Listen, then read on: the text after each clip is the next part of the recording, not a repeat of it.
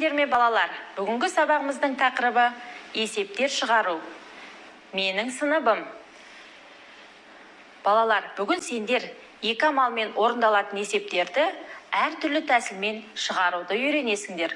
Бірінші тапсырма. Математика сабақ үшін текшелер салынған қорап әкелінді. Суретке қарап, сырымның қораптан текшелерді қалай алғанын айтыңдар. Ол қораптан неше текшені алды? Түсі қандай? Қорапта неше текше қалды? Сонымен балалар, қорапта 15 текше болған белгілі. Алдымен қораптан 5 қызыл текше мен 2 жасыл текшені аламыз. Яғни 15-тен 5 пен 2-нің қосындысын азайтамыз. Мәні қаншаға тең болады? Мәні 8-ге тең болады. Демек, қораптың ішінде 8 текше қалды. Ендеше, бірінші тәсілде қосындының мәнін тауып, оны саннан азайтамыз. Яғни А-дан Б мен С-ның қосындысын азайтамыз.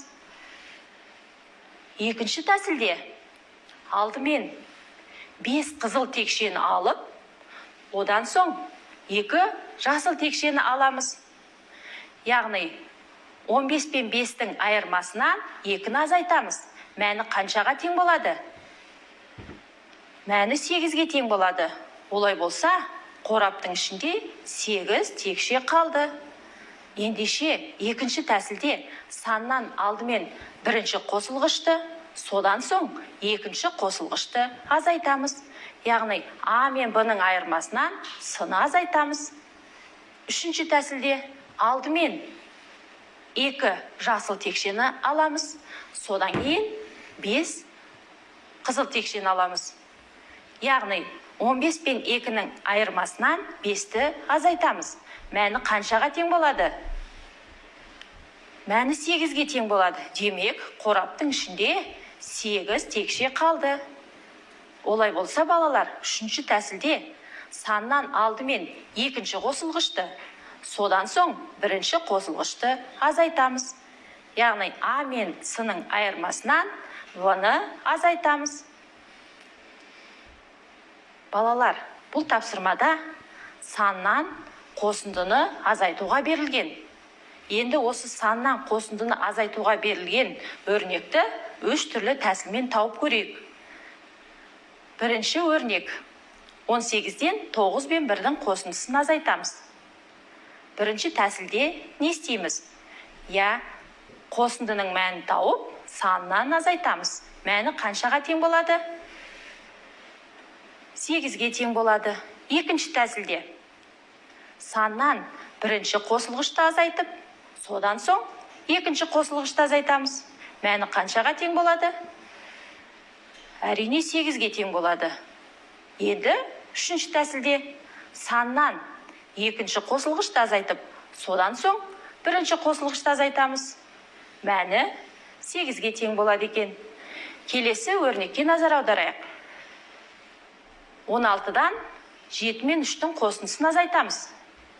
Бірінші тәсіл қосындының мәнін тауып, оны саннан азайтамыз. Яғни 16-дан 7 мен 3-тің қосындысын азайтамыз. Мәні қаншаға тең болады екен? Оның мәні 6-ға тең болады екен. Енді екінші тәсіл. Екінші тәсілде саннан алдымен бірінші қосылғышты азайтамыз. Содан соң екінші қосылғышты азайтамыз. Сонда өрнектің мәні қаншаға тең болады? 6-ға тең болады екен. Енді үшінші тәсілге назар аударайық. Саннан алдымен екінші қосылғышты, содан соң бірінші қосылғышты азайтамыз. Өрнектің мәні қанша болады? Әрине 6 болады. Жарайсыңдар, балалар. Екінші тапсырма. Есепті шығарудың әртүрлі тәсілін түсіндіріңдер. Мектепке 70 орындық әкелінді. Бір кабинетке 25 орындық, ал екіншісіне 15 орындық қойылды. Неше орындық қалды? Балалар, бұл есепте не жайында айтылған? Мектепке әкелінген орындықтар жайында айтылған. Олай болса, есептің сызбасына назар аударайық. Балалар, бұл сызба неше бөлікке бөлінген? Әрине 3 бөлікке бөлінген. Сызбаның бірінші бөлігі нені білдіреді? Бірінші кабинетке қойылған орындықтардың санын білдіреді, яғни 25. Сызбаның екінші бөлігі нені білдіреді? Ол екінші кабинетке қойылған орындықтардың санын білдіреді, 15. Ал сызбаның үшінші бөлігі қалған орындықтардың санын білдіреді. Ол белгісіз. Бүтін белгілі 70.